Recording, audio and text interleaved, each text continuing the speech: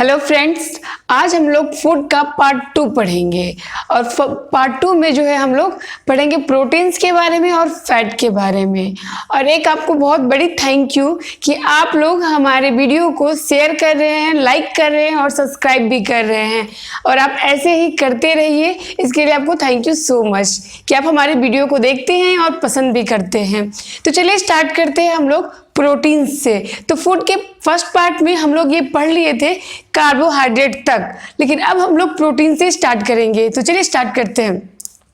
तो प्रोटीन जो हम लोग भोजन करते हैं उसमें प्रोटीन भी लेते हैं, जैसे कि दाल में प्रोटीन होता है, फिश वगैरह सब में जो हम लोग खाते हैं उसमें भी प्रोटीन्स पाए जाते हैं। तो हम लोग उस चीज़ को किस तरीके से हमारे शरीर में यूज़ हो रहा है और उसकी कमी से क्या बीमारी हो जा रही है, हम लोग उसी को देखेंगे।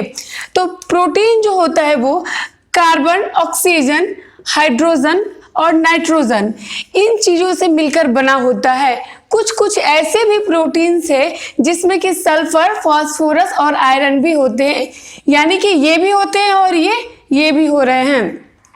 फिर प्रोटीन जो है वाइटल रोल प्ले करता है, यानी कि बहुत ही महत्वपूर्ण रोल अपना रहा है हमारे शरीर के लिए, यानी बहुत ही यूजफुल है हमारे शरीर के लिए कि ग्रोथ में, डेवलपमेंट में और रिपेयर ऑफ द बॉडी, यानी कि जो हम लोग बढ़ते हैं, हमारे शरीर का जो विकास होता है और हमारे टिश्यू के ऊतक के जो होते हैं कि रिपेयर होते हैं, उसमें बहुत ही ज़्यादा महत्वपूर्ण रोल किसका है? प्रोटीन का। Protein are polymers of amino acid, यानी कि प्रोटीन किसके बहुलक हैं? तो एमिनो, यानी कि ये एमिनो एसिड जो है किसका बहुलक है? प्रोटीन का है। 1 ग्राम अगर प्रोटीन कोई लेता है तो वो 5.65 कैलोरीज एनर्जी को प्राप्त करता है, यानी कि 1 ग्राम प्रोटीन में 5.65 कैलोरीज एनर्जी मिलती है। तो लगभग डेली हम लोग को 50 से 60 ग्राम प्रोटीन लेनी चाहिए ताकि हमारे शरीर की अच्छे से पूर्ति हो सके प्रोटीन की जो आवश्यकता है। और बच्चों में इससे ज़्यादा ही, क्योंकि सबसे अधिक ग्रोथ तो बच्चे ही करते हैं, तो प्रोटीन का मात्रा उनमें 50 से 60 से ज़्यादा परसेंटेज होना चाहिए। वो ज़्यादा प्रोटीन उनको देना चाहिए ताकि उनके सही से विकास हो सके। प्रोटीन जो है 2 प्रकार के सोर्स से हम लोग प्राप्त कर सकते हैं। पहला हो गया वेजिटेबल, यानी कि जैसे कि दाल, वो चाहे चना का दाल हो, मूंग हो, मसूर हो, अरहर हो, किसी प्रकार का भी दाल हो, उससे हम लोग को प्रोटीन मिलता है। और दूसरा हो गया एनिमल, जिस तरह से कि एनिमल से हम लोग क्या क्या प्राप्त करते हैं? दूध, मछली, अंडा, मीट, चिकन, ये सब जो हम लोग को मिलता है उसमें भी प्रोटीन होता है। तो दाल से जो प्रोटीन हम लोग को प्राप्त होता है, तो लोग उतना दाल नहीं खा पाते हैं जितना उनको चाहिए। लेकिन जो लोग की fish, egg, meat, milk daily ले रहे हैं या डेली बेसिस पे नहीं तो कुछ बीच करके भी ले रहे, तो उनके शरीर में क्या होता है कि सफिशिएंट मात्रा में प्रोटीन होती है, यानी उनकी कमी को पूर्ति की जा सकती है या हो जाती है। ब्लड जो प्रोटीन को कंटेन करता है, यानी कि ब्लड में भी, जैसे कि ब्लड में प्लेटलेट्स, फिर क्या कहते हैं वो प्लेटलेट्स हो गया, हीमोग्लोबिन है, आरबीसी, डब्ल्यूबीसी, ये सब कुछ जो मिला हुआ है उसके साथ उसी तरह से प्रोटीन भी हमारे ब्लड में होता है। और ये क्या करता है कि ब्लड को क्लोटिंग, यानी कि थक्का जमाने में जो प्लेटलेट यूज़ कर रहा था, जो डब्ल्यूबीसी यूज़ करता है, उसी तरह से क्या करता है कि ब्लड को थक्का जमाने में हमारा प्रोटीन भी सहयोगी होता है। और एंटीबॉडीज, यानी कि प्रतिरोधक क्षमता, यानी कि जैसे कि रोगों से लड़ने की क्षमता को बढ़ाता है। तो ये रोगों को, यानी प्रोटीन अगर हम अच्छे से ले रहे होंगे तो हमें जल्दी बीमारी नहीं हो सकती है। फिर बात करते हैं कि बच्चों में प्रोटीन की अगर कमी हो जाए तो क्वाशियोर नामक एक बीमारी हो जाती है। बच्चों में ये बीमारी हो जाती है अगर प्रोटीन की कमी हो जाए, तो उसका क्या सिम्टम्स है वो देखते हैं। तो स्टंटेड ग्रोथ, यानी कि ग्रोथ अवरुद्ध हो जाती है। स्वेलिंग ऑफ फेस सूजन, मतलब सूजन यानी फूल जाना, वो सब कुछ हो जाता है। डिसकलरेशन ऑफ हेयर, बालों का कलर जो है एकदम ड्राई, रफ और डिसकलर एक दूसरे कलर का हो जाएगा, से लगेगा कुपोषण का शिकार हो गया है, उस तरीके का। तो ये हो गया। इसके बाद देखिए क्या स्किन डिजीज भी हो जाता है, बहुत सारे स्किन डिजीज हो जाते हैं और डायरिया भी हो जाता है। बात करते हैं चिल्ड्रन में एक और बीमारी होती है मराजमस, यानी कि सूखी बीमारी। देखते होंगे कि और ये सूखी बीमारी जो होता है प्रोटीन और कार्बोहाइड्रेट दोनों की कमी से होता है। यानी किसी बच्चे में कार्बोहाइड्रेट और प्रोटीन दोनों की कमी हो जाए तो मराजमस नामक एक बीमारी हो ही जाएगी उसको। कि अगर उसका लक्षण क्या है कि बच्चा एकदम स्लिम हो जाएगा, यानी कि एकदम थीन हो जाएगा, लीन एंड थीन हो जाएगा, यानी एकदम सूखा।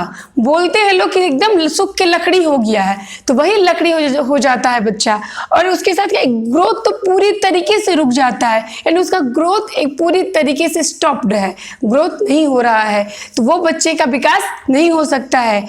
इसके बाद बात करते हैं कि टेस्ट, कि प्रोटीन किसी चीज में है, हम उस चीज को टेस्ट कैसे करेंगे। प्रोटीन अगर है तो कैसे टेस्ट करेंगे। तो अगर जैसे चना का दाल ही है या फिर मूंग का दाल है, कोई भी दाल है, तो आप उसको पहले पेस्ट या पाउडर बना लीजिए, उसमें 10 बूंद पानी डाल दीजिए, 2 बूंद जो है वो कॉपर सल्फेट का जो होता है कि सोल्यूशन वो डाल दीजिए। इसके बाद 10 बूंद जो होता है वो कास्टिक सोडा का सोल्यूशन मिक्स कर दीजिए। कलर अगर उसका वायलेट हो गया तो इसका मतलब कि वो प्रोटीन युक्त है, यानी कि उसमें प्रोटीन की मात्रा है। तो और एक चीज आपको बताना चाह रहे थे कि बहुत सारे लोगों को कंफ्यूजन है अभी तक भी सिलेबस को लेके कि सिलेबस चेंज हो गया है। सिलेबस के चक्कर में पड़िएगा तो एग्जाम आ जाएगा और आप तैयारी नहीं कर पाइएगा। तो सिलेबस के बारे में एकदम टेंशन नहीं लीजिए, कुछ भी चेंज नहीं हुआ है, सिलेबस आपका वही है। चेंजेस क्या हुआ है ये समझ लीजिए, एकदम छोटा सा चेंजेस है और वो तो बहुत पहले ही हो जानी चाहिए थी। अब देखिए क्वेश्चन जो है लॉजिकल रहेगा, अंडरस्टैंडिंग रहेगा, रेमेडियल टीचिंग रहेगा। तो ये क्या टीचर की क्वालिटी नहीं दिखाता है, ये टीचर की क्वालिटी तो जानना चाहिए ना कि हम बच्चे को किस प्रकार आप समझा पाते हैं, उसकी प्रॉब्लम्स को सॉल्व कर पाते। रेमेडियल टीचिंग का मतलब हुआ कि उपचारात्मक शिक्षा, यानी कि बच्चे को अगर कोई डाउट है तो आप उसको अच्छे से क्लियर कर पाए। तो आप में ये क्षमता है, इसी चीज से रिलेटेड क्वेश्चंस पूछेंगे। अंडरस्टैंडिंग मींस सूझबूझ यानी समझबूझ के क्वेश्चंस रहेगा। रीजनिंग टाइप यानी ये सब जो क्वेश्चंस है आप आराम से सॉल्व कर सकते हैं कि एक बच्चे को देख के अगर उसमें कोई कमी है तो उसको किस प्रकार आप पूरा कीजिएगा। तो ये तो टीचर की क्वालिटी है ना, इसमें कहाँ आपको सिलेबस में चेंजेस हुआ है, आपका सिलेबस वही है। अगर इस चीज को इम्प्रूव कर दिया गया है तो हमारे लिए बहुत ही खुशी की बात है कि हम एक अच्छा टीचर साबित हो सकते हैं। तो ये चीज होना चाहिए, इसलिए सिलेबस को लेके प्लीज कोई भी परेशान मत होइए, क्योंकि सिलेबस में कुछ भी चेंजेस नहीं हुआ, इंप्रूवमेंट हुआ है। ठीक है, तो चलिए स्टार्ट करते हैं हम लोग फैट को लेके। तो फैट जो है यानी कि fat act as a fuel for our body, यानी कि फ्यूल यानी कि ईंधन की तरह हमारे शरीर में फैट जो है कार्य करता है।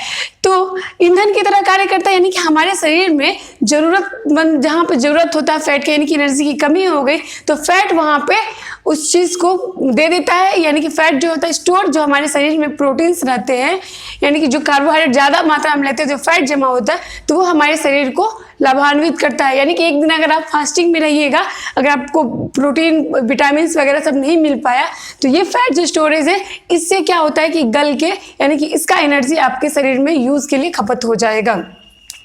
फिर बात करते हैं fat are essential for the absorption of some vitamin in the body.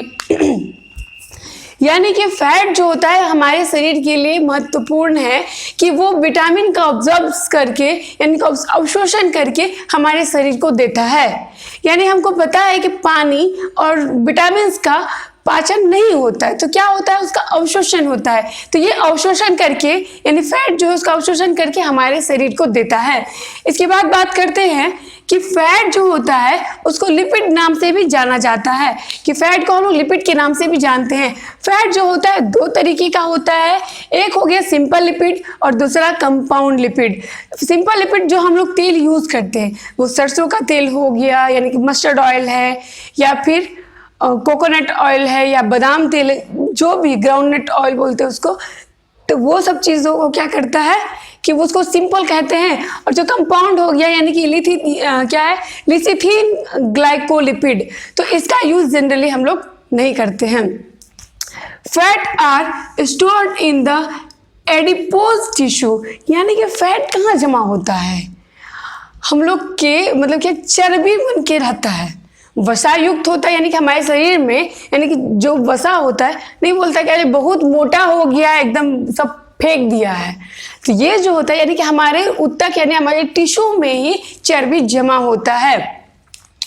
ये हो गया। इसके बाद बात करते हैं कि फैट जो होता है, फैट को लाइपेज नामक एंजाइम पचाता है और ये जो पाचन करता है इसके बाद बनता है इससे कि फैटी एसिड और ग्लिसरॉल। तो हम लोग इस चीज़ के बारे में पहले भी पाचन में पढ़ चुके हैं, हो सकता है तो फिर से पढ़ेंगे।